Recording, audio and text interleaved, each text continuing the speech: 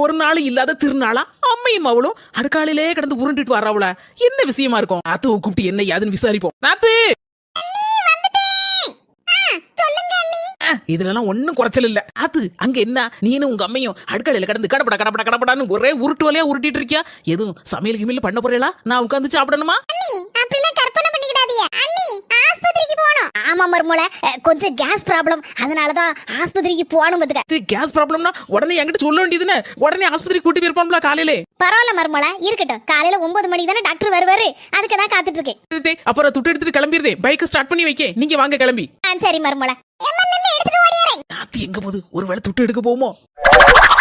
ஏன் நாத்து, நம்ம ஆஸ்பத்திரிக்குலாம் போறோம். மர்மோல, டாக்டர் அன்னைக்கு சொல்லி விட்டுட்டாரு, இந்த கேஸ் ப்ராப்ளம் வந்துச்சுன்னா உடனே என்ன வந்து பாருங்கம்மான்னு. இன்னைக்கு கேஸ் வேற காலையில இருந்து லீக் ஆயிட்டு கிடக்கா, அதான் எம்மோட்ட சொன்னேன் சிலிண்டரை தூக்கிட்டு வாட்டின்னு. வா மர்மோல, போவா ஆஸ்பத்திரிக்கு.